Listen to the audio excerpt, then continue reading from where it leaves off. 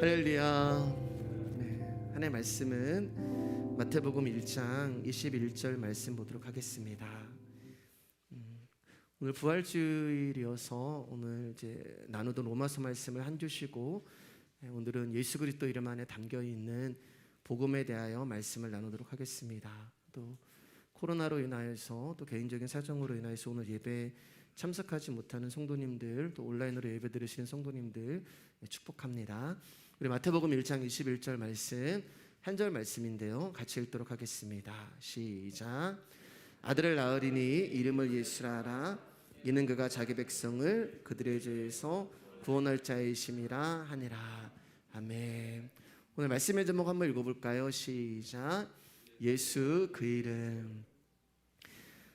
우리는 예수라는 이름 안에 담겨있는 하나님의 마음을 통하여서 예수 그리스도를 이 땅에 보내주신 아버지 하나님의 이유와 목적을 우리가 분명히 알 수 있어요.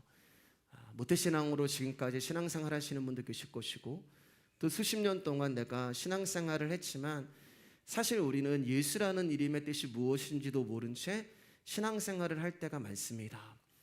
그러니까 어떤 오류가 생기냐면은 내가 만들어낸 예수를 믿게 되는 거예요.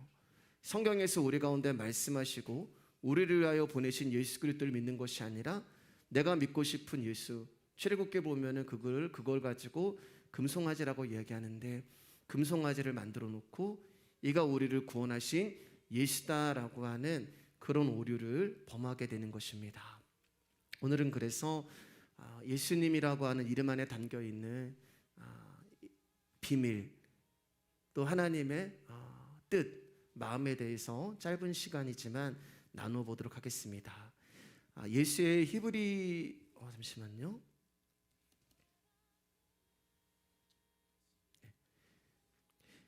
예수의 히브리어식 이름이 이제 호세아가 돼요. 우리 호세아라는 이름을 가진 사람이 구약에 여러 명 나오는데 오늘 한 인물을 보겠습니다. 민수기 13장 8절 16절입니다. 같이 읽어주세요. 시작. 에브라임 지파에서는 눈의 아들 호세아요, 이는 모세가 땅을 정탐하러 보낸 자들의 이름이라. 모세가 눈의 아들 호세아를 여호수아라 불렀더라. 여기 이제 눈의 아들이란 말은 눈이라고 하는 아버지고 그 눈의 아들이 호세아다라는 그런 뜻이 되는 거예요. 민수기 13장을 보면은 여호수아라는 인물은 가나안을 정탐하기 위해 모세가 보낸 12명의 정탐꾼 중 한 명이었는데 그 여호수아의 본래 이름이 호세아였던 거예요. 그런데 모세가 그 호세아의 이름을 여호수아로 바꿔 부른 것입니다. 그러니까 호세아라는 이름의 뜻은 예수님의 이름과 마찬가지로 구원이라는 뜻을 가지고 있는데, 모세가 그 이름 앞에 여라는 단어를 넣은 거예요. 그러니까 성경에 여라는 단어, 야라는 단어가 앞에 붙으면 여호와 하나님이라는 뜻을 가지고 있어요. 그러니까 여호세아가 된 거예요.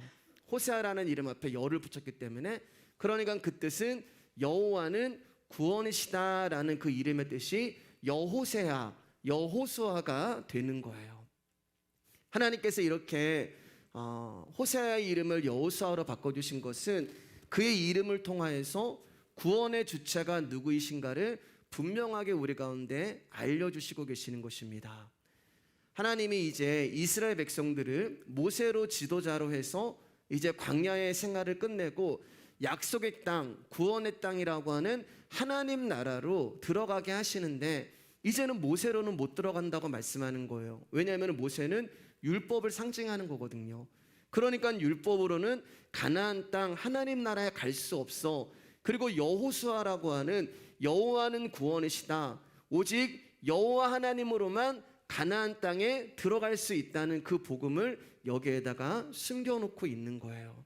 그러니까 구약으로 들어가는 것도 아니고 율법으로 하나님 나라에 가는 것도 아니고 오직 약속의 땅은 은혜로 들어간다라는 것을 보여주고 있는 것입니다. 우리 PPT 한번 보여주실래요? 모세 시대를 이제 구약과 율법을 모세 시대라고 얘기하잖아요. 여호수아 시대는 은혜와 약속의 땅을 의미하는 거예요. 그러니까 여호수아가 누구를 의미하는 거예요? 예수님을 의미하는 거예요. 하나님 나라는, 약속의 땅은 오직 예수 그리스도를 통하여서 간다라는 그 말씀을 구약에다가 하나님이 이제야 모세와 여호수아를 통하여서 딱 감춰놓고 우리 가운데 말씀하는 것이죠. 그리고 이 이름 그대로 오늘 하나님은 당신의 아들 예수님을 우리 가운데 보내시면서 두 가지 정도를 더 의미를 달아서 계시를 하는데, 첫 번째, 하나님은 구원이신데 누구를 구원하시는가? 답은 자기 백성이 되는 거예요. 하나님이 구원하는 사람은 자기 백성만 구원합니다. 그렇기 때문에 여러 말씀드렸지만 요한복음 3장 16절에 하나님이 세상을 이처럼 사랑하사 할 때 그 세상은 이 지구를 말하는 게 아니라 그 지구 가운데 당신이 택한 자기 백성을 위하여 예수님이 이 땅에 오신 거예요. 그러면 어디서 그들을 구원하는가? 바로 그들의 죄에서 그들을 구원하는 것입니다. 우리 다시 한번 마태복음 1장 21절 말씀 읽어보겠습니다. 시작. 아들을 낳으리니 이름을 예수라 하라. 이는 그가 누구를요? 자기 백성을 어디에서요? 그들의 죄에서 구원할 자이심이라 하니라. 자, 여러분 조금 이제 이해가 되시죠? 예수님이 누구를 구원하고 어디에서 그들을 구원하는지 마태복음 1장 21절에서 이렇게 이야기하는 거예요. 그러니까 예수라는 이름의 정확한 뜻은 자기 백성을 그들의 죄에서 구원할 자, 이게 예수님의 이름이 되는 거예요. 그러면 여러분, 예수님이 이 땅에 오신 이유는 너무나 뚜렷하고 너무나 확고하고 분명한 이유와 목적이 있는 거예요. 예수님이 이 땅에 오신 것은 가난한 자들을 그 속에서 건지시기 위함도 아니고, 세상적인 골치 아픈 문제들을 해방되게 하시려는 것도 아니고, 질병의 고통 속에서 노임을 받고 평안을 가지게 하시는 것도 아니고, 또한 우리의 필요와 우리의 어떠한 것을 채우기 위한 목적으로 오신 것이 아니라, 예수님이 이 땅에 오신 것은 오직 자기 백성들을 죄에서 건지시기 위하여 이 땅에 오신 거예요. 저와 여러분이 도저히 해결할 수 없는 죄의 문제를 해결하시기 위하여 하나님 편에서 우리에게 찾아오신 것입니다. 그래서 이번 주에 제가 수요 예배 때 히브리서 강의하면서 생명나무와 휘장에 대해서 말씀을 드렸잖아요. 그분이 오신 거예요. 우리가 생명나무로 갈 수 없기 때문에 생명나무이신 예수 그리스도가 휘장을 위로부터 아래로 찍고 그 지성소가 우리 가운데 오신 것입니다. 자, 그러면 죄가 무엇인지 정확히 알아야겠죠. 여러분 너무 많이 들은 얘기지만 또 들어주세요. 성경에서 죄라는 것은 도덕적인 윤리적인 죄를 죄라고 말하지 않습니다. 성경에서 말하는 죄는 하나님의 율법, 즉 말씀을 지키지 않는 것을 죄라고 정의해요. 즉 그분의 율법을 지키지 않는 것을 죄다. 그런데 중요한 것은 하나님이 이 율법을 아무에게나 주시지 않았다는 거예요. 하나님은 오직 자기 백성에게만 이 율법을 주시는데, 왜 자기 백성에게만 이 율법을 주시냐면은 그들과만 하나님이 관계를 하시기 때문에 그래요. 그러니까 하나님과 관계에 있는 자들을 자기 백성이라고 말씀하시는 거예요. 그리고 자기 백성에게만 이 율법을 주시는데, 첫 번째 우리 가운데 주신 율법이 뭐예요? 선악을 알게 하는 나무의 열매를 먹지 말아라. 이 계명을 우리 가운데 주신 거예요. 누구에게요? 하나님이 관계하고 있는 아담이라고 하는 저와 여러분에게만 이 말씀을 주신 것입니다. 에덴 동산에서 창조한 당신의 자에게만 이 율법을 주셨어요. 그들과만 관계하기 때문에 그렇습니다. 그렇기 때문에 이제는 율법을 어긴 것이 성경은 죄라고 말하고 있기 때문에 이 아담이, 저와 여러분들이 하나님의 율법을 어겨서 선과 악을 구별하는 이 열매를 먹으면 그 순간부터 죄가 성립이 되는 거예요. 자, 로마서 5장 12절 13절 말씀입니다. 시작. 그러므로 한 사람으로 말미암아 죄가 세상에 들어오고 죄로 말미암아 사망이 들어왔나니, 이와 같이 모든 사람이 죄를 지었으므로 사망이 모든 사람에게 이르렀느니라. 죄가 율법 있기 전에도 세상에 있었으나 율법이 없었을 때에는 죄를 죄로 여기지 아니하였느니라. 우리는 흔히 아담 때문에 우리가 이렇게 됐어 라고 이야기하는데, 그것은 성경을 정말 모르는 거예요. 여러분 보세요. 여기 보면은 한 사람으로 말미암아 죄가 세상에 들어왔다고 말씀하고 있어요. 그러면 이 죄가 어디서 들어왔냐는 거예요. 이 죄가 어디서 도대체 이 세상에 들어왔냐는 거예요. 그런데 13절 말씀을 보면은 죄가 율법이 있기 전에도 세상에 있었다라고 말씀하고 있는 것입니다. 그러니까 여러분 이런 거예요. 이 한 사람은 전에도 같은 일을 하면서 살았던 거예요. 그러니까 아담은 예를 들면 이런 거예요, 여러분. 선과 악을 알게 하는 나무의 열매를 어제도 먹었어요. 동상 중앙에 있는 이 나무의 열매를 어제도 먹었단 말이에요. 근데 그때는 죄가 아니었어요. 왜냐하면 율법이 오지 않았단 말입니다. 그런데 어느 날 하나님의 율법이 떨어지는 거예요. 야, 너 이제부터 저 선과 악을 알게 하는 나무의 열매를 먹으면 너는 죽음이다라는 하나님의 율법이 나에게 떨어진 거예요. 어제는 안 떨어졌어요. 그런데 오늘 그 말씀이 나한테 떡 떨어진 거예요. 그리고 그 말씀이 나에게 떨어지는 그 순간부터 이제는 내가 이 나무의 열매를 먹으면 죄가 성립이 되는 거예요. 죄가 율법이 있기 전에도 세상에 있었으나 율법이 없었을 때는 내가 저 나무의 열매를 먹어도 죄로 성립이 안 됐단 말이에요. 한 사람으로 말미암아 죄가 세상에 왔다는 것은 한 사람이 죄를 짐으로 죄가 세상에 들어왔다는 것이 아니라 그 전에도 죄가 있었는데 율법이 주어지기 전에는 죄가 아니라는 거예요.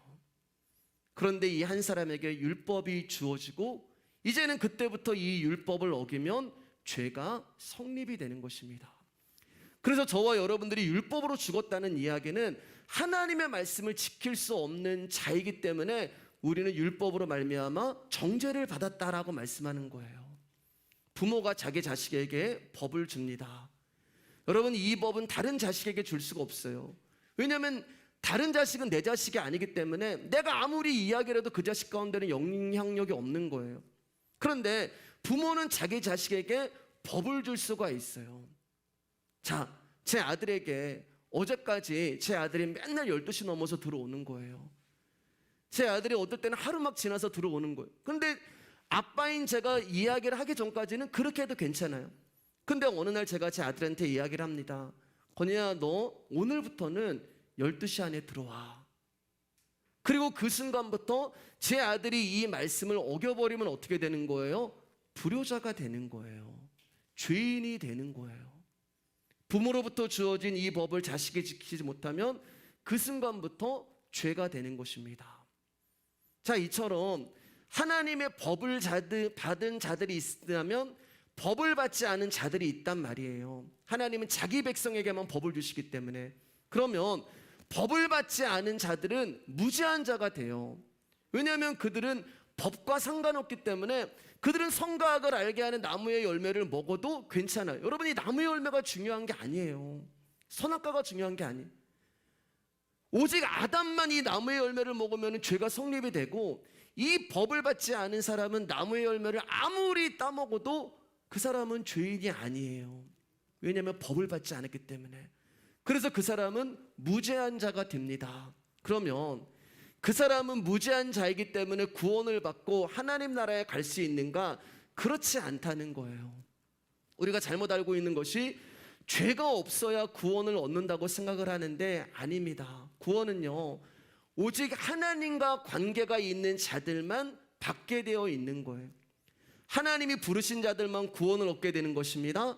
하나님이 법을 주신 자들만 영생 구원을 얻게 되는 거예요. 그러니까 적어도 저와 여러분들이 하나님 앞에 나와서 하나님, 제가 죄인입니다라는 고백을 내뱉을 수 있다는 말은 내가 하나님과 관계가 있다는 증거고, 내가 하나님으로부터 법을 받았다는 증거가 되는 거예요. 그리고 법을 받지 않은 무죄한 자들은 하나님과 관계가 없기 때문에 그들은 죄가 없지만 그들에게는 구원이 없는 것입니다. 자, 그러면 다시 한번 정리해 볼게요. 하나님은 당신이 부르신 자들에게 법을 주셨습니다. 그리고 그 법으로 말미암아 죄라는 것이 성립이 돼요. 그러니까 우리가 죄인이라는 것은 첫 번째, 법을 주신 분과 관계가 있다는 것이고, 두 번째, 그 관계가 있으신 분이 반드시 그 죄에 대해서 해결을 하신다. 그 해결책이 뭐예요? 예수님이란 말이에요. 그래서 그 죄에 대한 반응으로 오신 분이 예수님이고, 그 예수님이 해결책으로 주신 것이 바로 십자가의 구원이라는 거예요. 그래서 그 자들을 하나님이 자기 백성이라고 부르는 것입니다. 그래서 당신이 선택한 모든 백성은 전부 죄인이라는 공식이 성립이 되는 거예요. 그래서 예수님이 이렇게 말씀하세요. 마가복음 2장 17절입니다. 시작.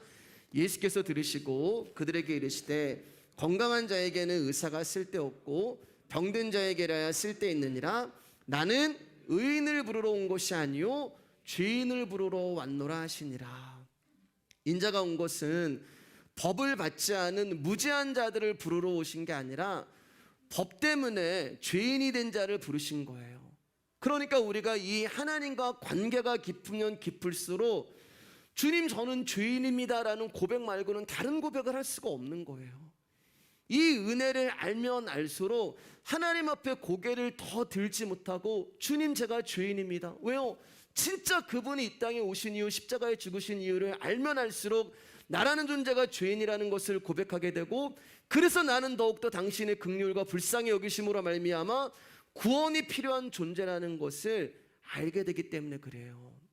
그리고 그 은혜를 아는 자들을 하나님은 죄인으로 놔두지 아니하시고 오셔서 구원을 해주시는 것입니다. 이 하나님의 사랑은 변심도 없으시고 포기도 없으세요. 그런데 이 약속을 언제 하셨다고요? 창세전에 우리를 향하여 하셨단 말이에요. 에베소 1장 4절 말씀입니다. 시작. 곧 창세전에 그리스도 안에서 우리를 택하사 우리로 사랑 안에서 그 앞에 거룩하고 흠이 없게 하시려고 우리를 흠없는 거룩한 백성으로 부르셨어요. 자, 여러분 보세요. 거룩하고 흠이 없게 하시려고, 이 말은 거룩하고 흠이 없게 하시려고 한다는 말은 거룩하고 흠이 있어야 되는 자들이란 말이에요. 거룩하지 못한 자를 거룩하게 하시고 흠이 있는 자를 흠이 없게 만드시는 것이 하나님이 거룩하고 흠이 없게 하시려고 하는 저 말의 의미가 되는 거잖아요. 그래서 예수님이 우리를 거룩하고 흠이 있다는 말은 죄인인데 그 죄인을 거룩하고 흠이 없게 만드신 것이 뭐예요? 십자가란 말입니다. 그래서 그 십자가는 우리를 향한 당신의 사랑이라고 얘기하는 거예요. 그래서 우리로 사랑 안에서. 제가 에베소 1장 4절에는 성경 66권이 다 들어갔다고 말씀을 드렸잖아요. 여러분들이 이 말씀만 완전하게 이해하셔도 복음이 내 안에서 이해가 되고 믿어지는 것입니다. 자, 여러분 한번 생각해 보세요. 예수님이 이 땅에 오셔서 부자들, 권위 있는 자들, 고상하고 지혜로운 자들, 신분이 높은 자들을 만나시지 않으셨단 말이에요. 예수님이 이 땅에 오셔서 만난 사람들은 전부 과부요, 중풍병자요, 날때부터 소경이요, 문둥병자요, 귀신 들린 자요, 별 볼 일 없는 12제자를 만나신 거예요.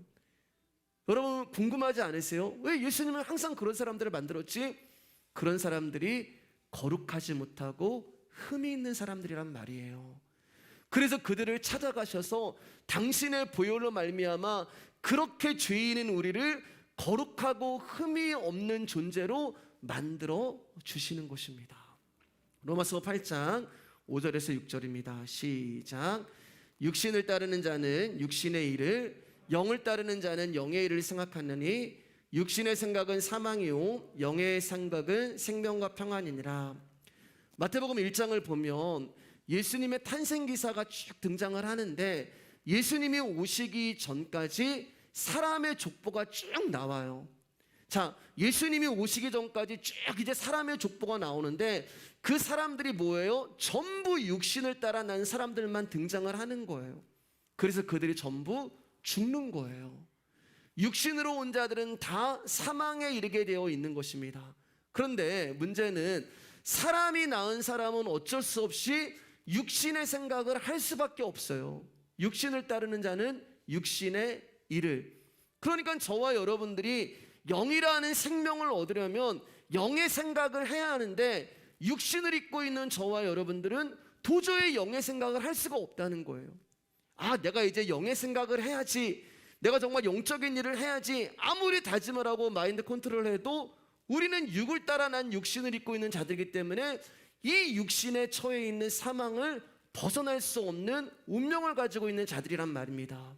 그런데 예수 그리스도는 이 땅 가운데 육신을 입고 오셨지만 그 안에 하나님의 영을 가지고 오신 거예요. 그래서 예수님은 육신을 입은 영의 사람이 되는 것입니다. 그러니까 이 말은 사람으로부터 난 사람만 존재하는 이 세상에 성령을 가지고 오신 하나님이 오신 거예요.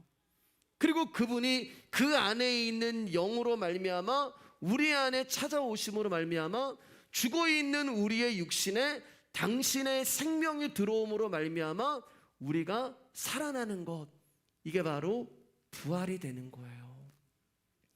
우리가 오늘 부활절이잖아요, 여러분.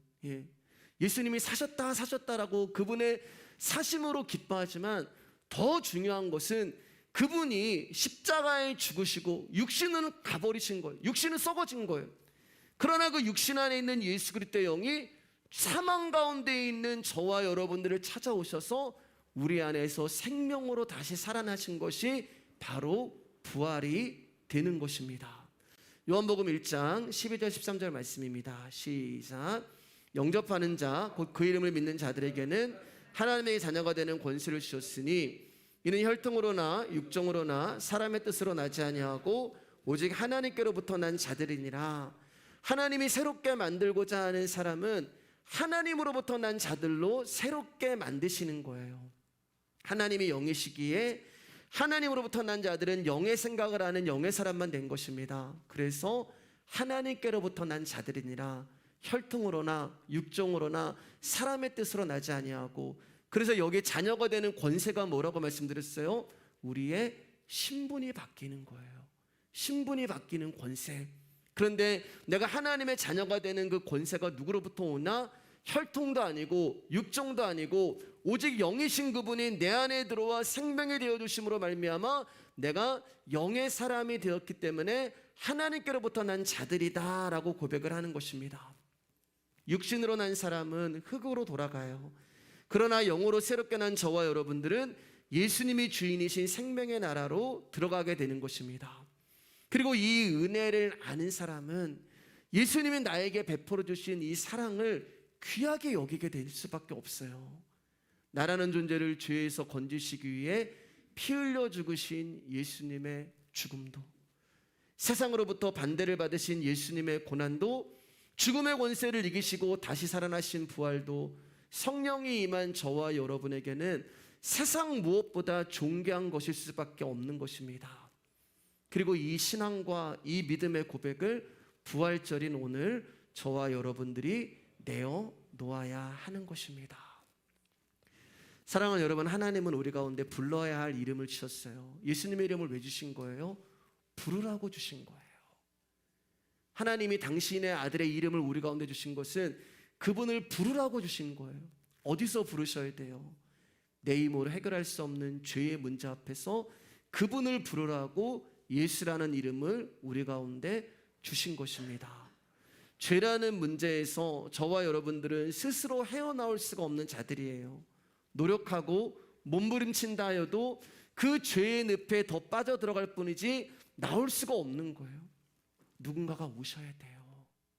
누군가가 와서 죄의 늪에 빠져들어가고 있는 나의 손을 잡고 건져내셔야 하는 것입니다. 그분이 바로 예수님이 되는 거예요. 그분의 이름을 부를 때 그 이름을 가지신 예수님이 오셔서 나를 구원해 주시는 것입니다. 적어도 저와 여러분들이 이 예배 가운데 앉아 계신다는 말씀은 이 죄인의 자리에서 부를 이름을 하나님이 우리 가운데 주셨다는 말이에요. 복음은 우리에게서 그 자리에서 헤쳐나라고 말하지 않습니다. 복음은 저와 여러분이 어디에 있든지 그 자리에서 예수님의 이름을 부르라고 말씀하고 계시는 거예요. 이 예수의 이름을 여러분에게 말씀으로 여러분에게 가르치고 증거하는 자가 바로 목사가 되는 것입니다. 그러니까 여러분, 목사가 하는 일은요, 오직 하나님의 말씀을 통하여서 성도님들께 예수님이 누구이신지 전하는 것이 목사의 일이 되는 거예요. 그렇기 때문에 목사가 이 강단에서 다른 이야기 하면 안 돼요. 목사는 이 강단에서 자기의 생각 얘기해도 안 되고요, 자기의 뜻을 얘기해도 안 되고요, 자기의 소망을 얘기해서도 안 되고요. 목사는 오직 성경이 말하고자 하는 예수 그리스도를 가감없이 전해야 하고, 목숨을 걸고서라도 예수님이 하나님의 아들이라고 하는 복음만 증거하는 자가 목사가 되는 것입니다. 그렇기 때문에 여러분, 인간이라고 하는 저를 보시지 마시고 저를 통해서 선포되는 예수라는 말씀만 들어주시기를 주님의 이름으로 축복합니다. 그래야만 우리는 사람의 이야기가 아닌 예수님의 설교를 들을 수가 있는 거예요. 제가 준비한 말씀은 오늘 여기까지입니다. 그런데 제가 왜 목사에 대해서 이렇게 얘기했냐면 여러분에게 이제 하나의 편지를 읽어드리고 싶습니다. 말씀은 다 끝났어요, 여러분. 어떤 목사의 고백이라는 편지인데 앤드류 무어라고 하는 그 목사님의 이제 그 고백이 되는 거예요. 목사로서의 사역을 다 사시고 생애를 사시고 이제 자기의 삶을 돌아볼 때 후회와 회한과 당부가 담겨 있는 그 내용이 이 편지의 고백이 되는 것입니다. 좀 길어요. 그래서 제가 이제 수정을 했는데 그래도 길더라고요. 그래도 여러분 앞에 보시면서 눈으로 읽어주시고 귀로 들어주시기를 부탁드리겠습니다. 그분은 자신이 쓴 편지의 제목을 이렇게 붙였습니다. 어떤 목사의 고백, 나는 이렇게 무너졌다. 나는 모태에서 교인이 되었습니다. 진실한 신앙을 가지고 계셨던 나의 어머니는 어렸을 때부터 내 마음속에 아름답고 순결한 신앙을 심어주시기 위해서 언제나 애를 썼습니다. 하나님의 은혜와 어머니의 정성으로 인하여 나는 진실하고 순결한 그리스도의 신앙이 어떤 것이라는 사실을 분명하게 깨달을 수 있었습니다. 나는 20대 초반의 젊은 나이에 하나님과 그분의 진리를 위하여 일생을 바치기로 결심하였습니다. 나는 하나님의 말씀을 있는 그대로 100% 확신하며 받아들였습니다. 나는 진실한 그리스도인은 하나님을 진심으로 사랑하기 때문에 그분의 말씀에 대한 충성이 순종으로 표현되며 하나님의 말씀이 지적하고 있는 죄와 세속을 거절하는 승리의 생애를 살아가는 좁은 길을 걷게 된다는 믿음을 갖게 되었습니다. 내 마음속에 불타고 있던 하나님께 대한 헌신과 사랑은 나로 하여금 전혀 망설이거나 흔들리지 않고 신학대학에 등록하도록 인도하였습니다. 나는 신학교에서 하나님의 말씀에 대해서 폭넓게 공부할 수 있는 기회를 얻었습니다. 그 결과 수십 년 동안 교회를 다녔던 사람들보다도 많은 성경 지식을 가질 수 있었습니다. 나는 놀라운 열심을 가지고 신학과의 모든 강의 시간에 참석하였는데 시간이 얼마쯤 지나면서부터 나는 교수님들이 성경 말씀을 있는 그대로 가르치지 않는다는 사실을 깨닫게 되었습니다. 학년이 올라가면서 불타는 신앙이 흔들리게 되었습니다. 신학교에서 예리한 논리와 이론을 배웠지만 말씀 그대로 믿고 따라가는 신앙을 잃어버렸습니다. 그러나 나는 그러한 혼돈의 와중에도 기만당하지 않았으며 진리를 포기하지 않았습니다. 나는 교수님들의 왜곡된 신앙을 정확하게 이해하였습니다. 신학교에 숨어있는 이러한 위험을 간파한 이후부터 나는 교수님들이 성경에 근거를 두고 있지 않거나 자유주의적인 가르침을 강의하며 조심스럽고도 지혜로운 방법으로 그것을 지적하겠다고 결심하였습니다. 첫 번째 시도는 교수님에 의해서 점잖게 받아들여졌습니다. 그러나 얼마 가지 않아서 교수님은 자신의 가르치고 있는 높은 학문에 계속적인 도전을 받게 되자 신경질적인 반응을 나타내기 시작하였습니다. 함께 강의를 듣고 있던 다수의 학생들도 교수님의 그러한 태도에 동의하였는데 그 이유는 내가 교수님처럼 높은 학위를 가지고 있지 않으며 수업 시간에 부정적인 영향을 미치고 있다고 생각하기 때문이었습니다. 마침내 교수님은 나를 자신의 방으로 불러서 지혜로운 권면을 하였습니다.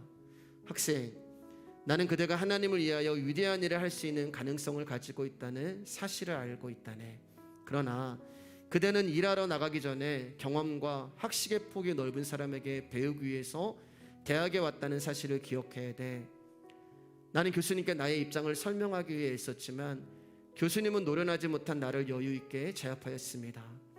교수님은 성경에 나오는 여러 가지 신뢰를 들면서 성경의 100% 영감성을 은근히 부인하며 죄에 대한 승리의 불가능함을 은근히 조장하는 논리를 조심스럽게 펼쳤습니다. 다음 강의 시간부터 나는 매우 조심스러운 태도를 취할 수밖에 없었습니다. 때론 교수님의 강의가 크게 의심스러울지라도 아무 말도 하지 못한 채 침묵을 지켰습니다. 나는 학급의 친구들에게 교수님의 강의 내용에 대해서 이의를 제기했지만 그들은 교수님의 강의를 여과하거나 판단하려고 하지 않았습니다. 학기 말 시험 때가 되었습니다. 나는 하나님의 진리에 대한 경외심을 가지고 시험치의 진리에 대한 원칙들을 기술하였으나 교수님은 나에게 형편없는 점수를 주었습니다. 나는 내가 위기와 딜레마에 빠져들고 있다는 사실을 깨닫게 되었습니다. 나는 하나님께로부터 목회를 위하여 부르심을 받았다는 개인적 확신을 가지고 있었지만 이러한 포부의 성취 여부가 교수님의 손에 크게 달려있다는 사실을 깨닫게 된 것입니다. 또한 나는 한 가지 중요한 현실을 보게 되었는데 교수들은 가르치고 점수를 주는 일만 하는 것이 아니라 졸업 후에 목사로서의 길을 열어주는 면에 있어서도 중요한 역할을 한다는 사실을 깨닫게 되었습니다. 마침내 나는 강의 시간에 교수님께 어떠한 도전이나 의문을 제기해서는 안 되겠다는 결론에 도달하게 되었습니다. 그러나 졸업을 하고 목사직을 얻게 되면 순결하고 인간의 논리에 오염되지 않은 진리를 강력하게 설교해야지라는 결심을 했습니다. 나는 무난히 졸업을 하게 되었고 어떤 교회에서 전도사로서 봉사하도록 임명을 받게 되었습니다. 그러나 얼마 되지 않아서 내가 봉사하고 있던 그 교회 담임 목사님이 진리를 올바로 깨닫지 못하고 있으며 세속과 자유주의 신앙에 물들어 있다는 사실을 깨닫게 되었습니다. 나는 가끔씩 주어지는 설교 시간에 성도들에게 죄를 포기하고 진실된 마음으로 회개하여 죄와 세속에 대해 승리하는 삶을 살아야 된다는 강력한 설교를 했으며 이러한 진실된 그리스도인 삶을 위하여 하나님의 은혜와 능력이 준비되어 있다는 메시지를 강조했습니다. 그러나 불행하게도 그 교회에 출석하고 있던 대부분의 교인들은 그러한 설교와 가르침을 들어보지 못했으며 담임 목사님에 의해서 오랫동안 길들여진 어리석은 양들이었습니다. 담임 목사님 내 설교에 대해서 불안한 마음을 금치 못했습니다. 하루는 담임 목사님 나를 보자고 하더니 당신은 매우 유명한 장르를 가지고 있어. 그러나 매우 지혜롭고 조심스럽게 설교하는 법을 배워야 합니다. 당신의 설교는 교인들을 불안하게 만들고 있습니다. 몇몇 교인들이 내게 와서 당신의 설교가 너무 강하고 사랑이 부족하다고 경고했습니다. 그분들은 당신의 설교가 교회의 평안과 안정을 깰 수 있다는 점을 지적하였습니다. 그 목사님은 하나님의 진리를 높이고 영혼들을 멸망으로부터 구원하는 것에 대한 관심보다는 교회를 아무런 문제 없이 운영해야 된다는 데 훨씬 더 많은 관심을 나타내었습니다. 나는 또다시 딜레마에 빠지게 되었습니다. 나는 또다시 결심하였습니다. 이 다음에 내가 한 교회를 맡게 되면 설교 시간에 하나님의 진리를 마음껏 외치리라. 다음 설교 시간부터 나는 어쩔 수 없이 설교 내용을 부드럽게 듣기 좋게 다듬어야만 했으며 나중에 내 자신이 직접 교회를 맡게 될 때까지 곧바른 진리의 선포를 미루기로 결정하였습니다. 마침내 기다리는 시간이 왔습니다. 나는 정식 목사로서 한 교회에 부임하게 되었습니다. 나는 하나님의 위대한 진리를 마음껏 선포하기 시작하였습니다. 그러나 그 교회에도 하나님의 진리를 있는 그대로 받아들이기를 거절하는 악하고 거센 양들이 있었습니다. 그들은 교회의 몇몇 영향력 있는 집사들과 장로들을 찾아다니면서 목사의 설교가 너무 강해서 교회를 불안하게 만들고 있다는 불만과 염려를 토로하기 시작했습니다. 그들 중에 진정으로 하나님의 진리를 가치를 충분히 깨닫지 못한 자들과 진정으로 거듭난 경험이 없는 세속적인 자들이 불만사리게 동조하기 시작했습니다. 교회가 술렁거리기 시작했으며 나이 많으신 보수적인 장로님들도 걱정을 표현하기 시작했습니다. 그들 중 몇 분이 하루는 목회실로 나를 찾아와서 우리는 목사님의 설교가 매우 성경적이고 타당하다고 생각합니다. 그러나 당분간 교인들의 마음을 달래기 위해서 목사님의 설교 주제를 정하시는 일에 있어서 조금 주의를 기울이는 것이 좋겠습니다 라고 점잖게 권면해 주었습니다. 그 즈음에 나는 조인 여인을 만나게 되었고 그녀와 결혼을 하게 되었습니다. 그러나 그녀는 내게 또 하나의 짐을 안겨주었습니다. 그녀는 하나님의 말씀을 사랑하였지만 남편인 나의 장래를 더욱 사랑하였습니다. 그래서 나를 아끼는 마음으로 안정적인 목회 생활에 방해가 되는 설교는 제발 하지 마세요. 좀 더 부드럽고 사랑이 넘치는 내용으로 설교하세요. 교인들의 죄와 세속을 지적하려는 설교는 그들의 마음을 오히려 완악하게 만들 수도 있어요. 나는 내 손에 쥐어져 있는 두 가지를 보면서 고민하게 되었습니다.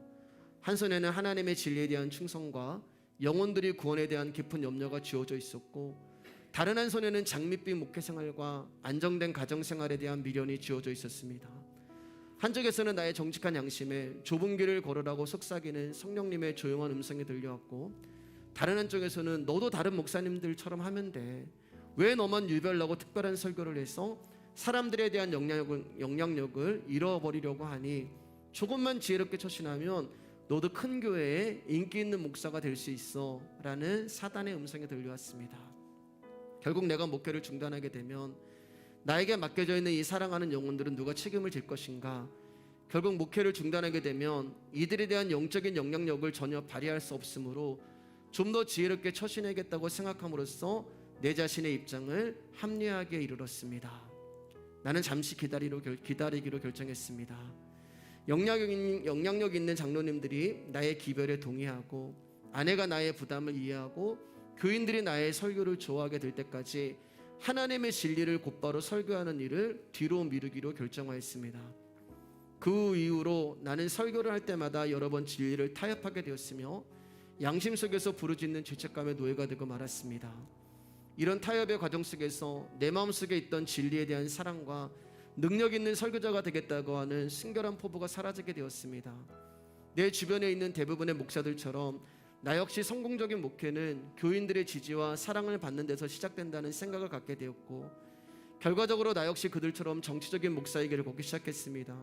나도 모르는 사이에 나는 하나님의 진실한 종으로부터 사단의 효과적인 종으로 변모해가고 있었습니다. 양심의 가책을 받는 상태에서 계속적으로 진리를 타협하는 목회 생활을 하는 동안 나는 점점 인기와 평판을 중요시 인식하게 되었고 돈과 명예를 은근히 사랑하게 되었습니다.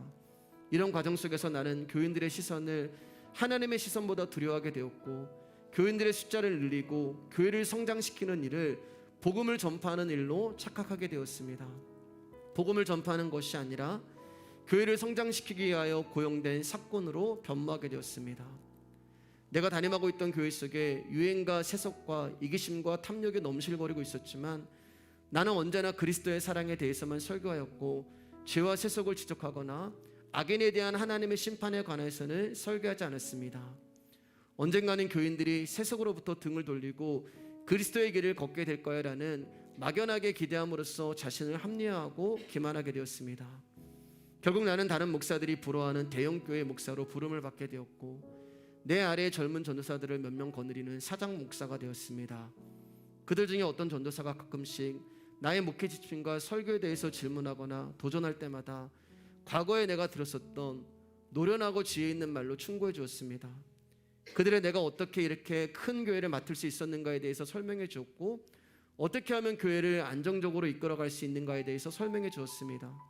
그들 중에 어떤 전도사는 석연치 않은 얼굴을 하면서 나의 충고를 지극히 인간적인 방법이라고 도전하였지만 나는 약간 분노가 섞인 음성으로 노련하게 그들의 도전을 잠재웠습니다.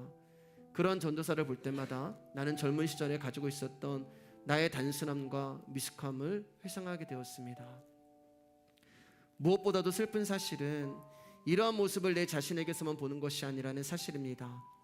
나는 많은 내 동료 목사들에게 이러한 형편을 종종 보았는데 그들의 모습을 보면서 나의 죄를 합리화하게 되었습니다. 한동안 나는 설교를 곧바르게 하지 않으면서도 양심의 가책을 크게 느끼지 않을 정도로 영적 어두움에 갇혀 있었습니다.